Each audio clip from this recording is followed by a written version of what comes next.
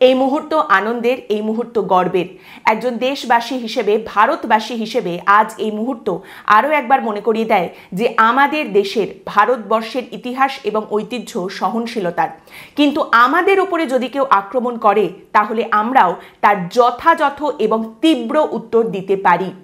আপনারা জানেন আমাদের তরফ থেকে যে প্রত্যাঘাতের কথা আজ সামনে এসেছে তার নাম দেওয়া হয়েছিল অপারেশন সিঁদুর। এই নামটা অত্যন্ত যথাযথ এবং এই নামের মাহাত্ম্য ও তাৎপর্য আমাদের সকলকে বুঝতে হবে। এটা সেই সকল মা বোনেদের হয়ে জবাব দেওয়া হয়েছে যাদের চোখের সামনে তাদের আপনজন, তাদের পরিজনদের মুহূর্তের মধ্যে ছিনিয়ে নিয়েছিল ইসলামী জঙ্গি গোষ্ঠী। এই কথা আমি আগেও বলেছি, বারবার বলবো, ধর্ম পরিচয় জিজ্ঞেস করে, হিন্দু কিনা জিজ্ঞেস করে করে ইসলামী জঙ্গি গোষ্ঠী সেই সমস্ত মানুষগুলিকে খুন করেছিল, হত্যা করেছিল। তাই আজ এই যে নামটা দেওয়া হয়েছে অপারেশন সিঁদুর, হিন্দু ধর্মের অন্যতম প্রতীকের নামে এই যে অপারেশনের নাম দেওয়া হয়েছে, এটা সবথেকে সফল এবং যথাযথ নাম আজকের এই প্রত্যাঘাতের জন্য। দেশবাসী হিসেবে আজ গর্বের দিন এবং তারই সঙ্গে আমাদের ভারতে যেরকম নিরপরাধ সাধারণ মানুষের ওপরে কাপুরুষোচিত আক্রমণ করা হয়েছিল, আমাদের তরফ থেকে এই আক্রমণ কিন্তু সাধারণ মানুষের ওপরে হয়নি। আমরা এই আক্রমণ হেনেছি সন্ত্রাসবাদী পরিকাঠামোর ওপর, সন্ত্রাসবাদীদের ওপর আক্রমণ করা হয়েছে ভারতের তরফ থেকে। পাকিস্তান এবং পাকিস্তান অকুপাইড কাশ্মীরের যে সমস্ত জায়গায় সন্ত্রাসবাদী পরিকাঠামো ছিল সেই জায়গাগুলোকে এই আক্রমণে ভেঙে গুঁড়িয়ে দেওয়া হয়েছে। এইখানে আজ আমি বলতে চাই, পাকিস্তান অকুপাইড কাশ্মীর এই কথাটা অত্যন্ত বিতর্কিত শব্দবন্ধ। এইখানে বলতে হয় যে কাশ্মীরের ওপরে অধিকার রয়েছে ভারতবাসীর এবং কাশ্মীরিদের। পাকিস্তান অকুপাইড কাশ্মীর এই কথাটা itself is an act of terror, কিন্তু সেই কথায় আজ যাচ্ছি না। সন্ত্রাসবাদী কার্যকলাপ যেখান থেকে হতো, যে সমস্ত জায়গাগুলিতে ভারতের বিরুদ্ধে সন্ত্রাসবাদী কাজকর্মকে লালন পালন এবং পরিচালন করা হতো, সেই সমস্ত জায়গায় আক্রমণ হেনে তাদের মেরুদণ্ড, সেই সন্ত্রাসবাদী মেরুদণ্ড আমরা ভেঙে গুঁড়িয়ে দিয়েছি। এই তারতম্যটা বোঝা অত্যন্ত গুরুত্বপূর্ণ। पाकिस्तान दुनिया भर में आतंकवादियों के लिए एक शरण स्थल के रूप में पहचान बना चुका है। यहाँ अंतर्राष्ट्रीय स्तर पर प्रतिबंधित आतंकवादी सजा पाने से बचे रहते हैं। इसके अलावा पाकिस्तान ने इस मुद्दे पर विश्व और फाइनेंशियल एक्शन टास्क फोर्स जैसे अंतर्राष्ट्रीय मंचों को जानबूझकर गुमराह करने के लिए भी जाना जाता है। साजिद मीर का मामला, जिसमें इस आतंकवादी को पाकिस्तान ने मृत घोषित कर दिया था और फिर अंतर्राष्ट्रीय दबाव के परिणाम स्वरूप वो जीवित पाया गया, इसका सबसे स्पष्ट उदाहरण है। This is not a war, this is an answer to terrorism. এই পার্থক্যটা কিন্তু বুঝতে হবে। This is an answer to terrorism, যে আনসারের দিকে আমাদের সমগ্র দেশবাসী উদ্গ্রীব নয়নে তাকিয়েছিলেন এবং অপেক্ষা করে বসেছিলেন, সেই জবাব আজ দেওয়া হয়েছে। দেখুন, এখনও অনেকেই যুদ্ধের উন্মাদনায় মারতে পারেন, টিআরপির জন্য অনেক রকম কথা বলতে পারেন, অনেক হিংসাত্মক কথাবার্তা বা ছবি দেখাতে পারেন, কিন্তু আপনি সব সময় এটা মনে রাখবেন যে এটা কিন্তু ভারতের তরফ থেকে আঘাত নয়, প্রত্যাঘাত। এবং সেই প্রত্যাঘাতের জন্য 9টি জায়গাকে চিহ্নিত করে সেই জায়গায় যেখানে সন্ত্রাসবাদী কার্যকলাপ হতো সেই জায়গাগুলোকে নির্মূল করে দেওয়া হয়েছে, ধ্বংস করে দেওয়া হয়েছে। आवश्यक समझा गया कि 22 अप्रैल के हमले के अपराधियों और उनके योजनाकारों को न्याय के कटघरे में लाया जाए। हमलों के एक पखवाड़े के बाद भी पाकिस्तान द्वारा अपने क्षेत्र या अपने नियंत्रण वाले क्षेत्रों में आतंकवादियों की इंफ्रास्ट्रक्चर के विरुद्ध कार्यवाही करने के लिए कोई स्पष्ट कदम नहीं उठाया गया है। उल्टे वो इनकार करने और आरोप लगाने में ही लिप्त रहा है। पाकिस्तान आधारित आतंकवादी मॉड्यूल्स पर हमारी खुफिया निगरानी ने संकेत दिया है कि भारत के विरुद्ध आगे भी हमले हो सकते हैं। अतः इनको रोकना और इनसे निपटना दोनों को बेहद आवश्यक समझा गया। आज सुबह, जैसा कि आपको ज्ञात होगा, भारत ने इस तरह के सीमा पार हमलों का जवाब देने और उन्हें रोकने तथा उनका प्रतिरोध करने के अपने अधिकार का प्रयोग किया है। ये कार्यवाही नपीतुली, नॉन एस्केलेटरी, आनुपातिक और जिम्मेदारीपूर्ण है। यह आतंकवाद की इंफ्रास्ट्रक्चर को समाप्त करने और भारत में भेजे जाने वाले संभावित आतंकवादियों को अक्षम बनाने पर केंद्रित है। आपको यह भी स्मरण होगा कि 25 अप्रैल 2025 को संयुक्त राष्ट्र सुरक्षा परिषद ने पहलगाम आतंकवादी हमले पर एक प्रेस वक्तव्य जारी किया था, जिसमें आतंकवाद के इस निंदनीय कार्य के अपराधियों, आयोजकों, फाइनेंसरों और प्रायोजकों को जवाबदेह ठहराने और उन्हें न्याय के दायरे में लाने की आवश्यकता पर जोर दिया गया था। भारत की आज की इस कार्रवाई को इसी संदर्भ में देखा जाना चाहिए। 9 terrorist camps were targeted and successfully destroyed. Over the last 3 decades, Pakistan has systematically built terror infrastructure. It is a complex web of recruitment and indoctrination centers, training areas for initial and refresher courses, and launch pads for handlers. These camps are located both in Pakistan as well as Pakistan occupied Jammu and Kashmir areas.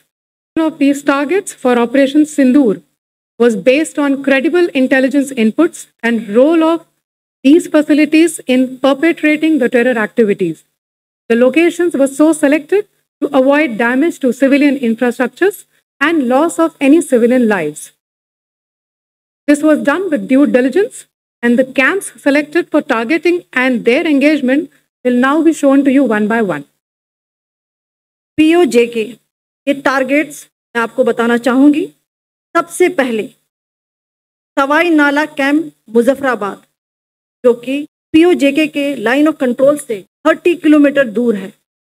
यह एक लश्कर तौयबा का training centre था। 20 अक्टूबर 2024 सोनमर्ग, 24 अक्टूबर 24 गुलमर्ग, 22 अप्रैल 2025 पहलगाम, इन हमलों के आतंकियों ने यहीं से प्रशिक्षण लिया था। सैयदना बिलाल कैंप जफराबाद, यह एक जैश ए मोहम्मद का स्टेजिंग एरिया है। यह हथियार, विस्फोटक और जंगल सर्वाइवल ट्रेनिंग का केंद्र भी था। गुलपुर कैंप कोटली,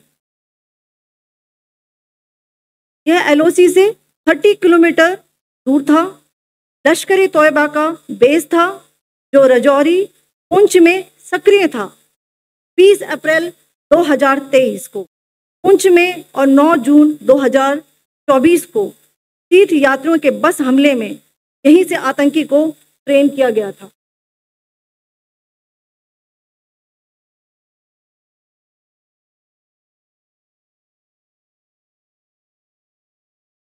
बरनाला कैंप भिंबर, ये LOC से 9 किलोमीटर दूर है। यहाँ पर हथियार, हैंडलिंग, IED व जंगल सर्वाइवल का प्रशिक्षण केंद्र था। अब्बास कैंप कोटली,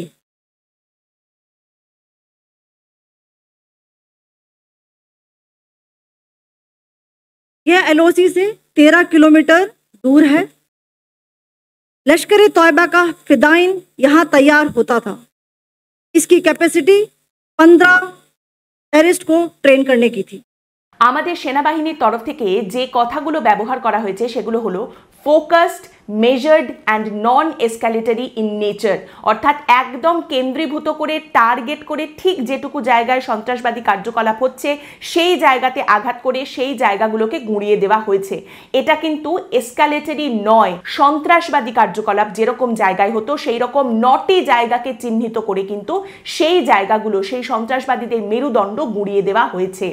এবং তারই সঙ্গে যেটা বলা হচ্ছে সেটা হলো India has demonstrated considerable restraint in selection of targets and method of execution. আমরা কিন্তু শুধুমাত্র প্রত্যাঘাতে গেছি।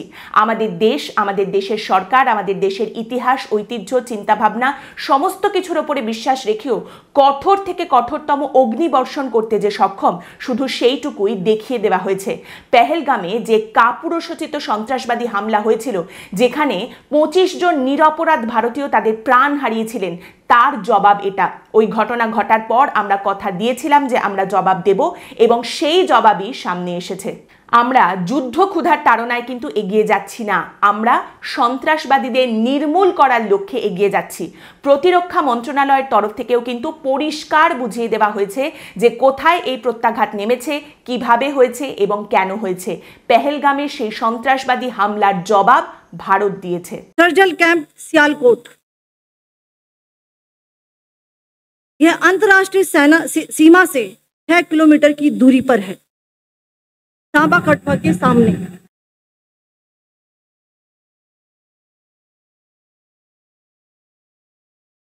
मार्च 2025 में जम्मू एंड कश्मीर पुलिस के 4 जवानों को जो हत्या की गई थी, उन आतंकवादियों को इसी जगह पर ट्रेन किया गया था।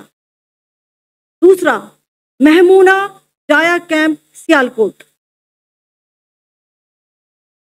यह 18 से 12 किलोमीटर आईबी से दूर था।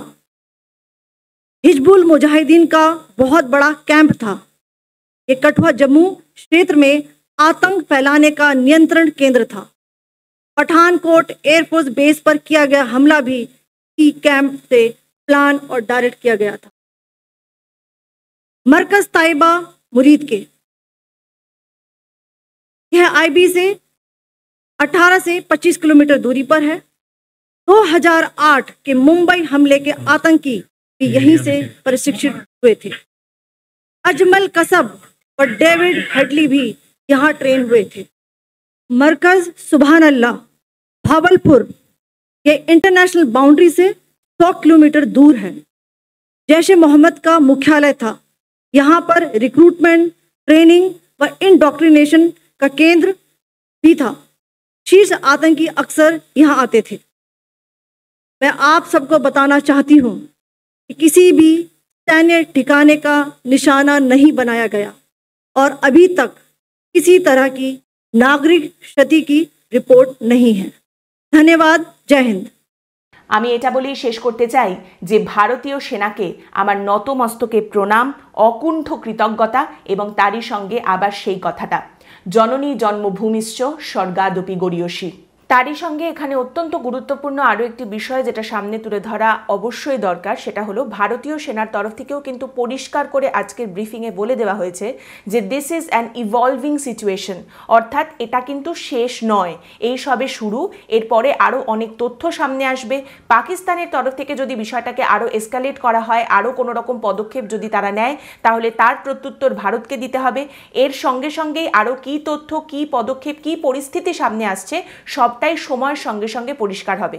তাই এই মুহূর্তে আমাদের কিন্তু অত্যন্ত দায়িত্বশীল আচরণ করতে হবে। শুধুমাত্র উল্লাসে ফেটে পড়া, উল্লাসে না মেতে গিয়ে এই মুহূর্তে আমাদের সবথেকে বড় দায়িত্ব হচ্ছে সাবধানে থাকা, চারিদিকে ভুয়ো তথ্য যেগুলো ছড়াচ্ছে সেগুলো না ছড়ানো, সেগুলোকে যাচাই করে নেওয়া এবং তারই সঙ্গে আমাদের দেশের দায়িত্বশীল নাগরিক হিসেবে আচরণ করা।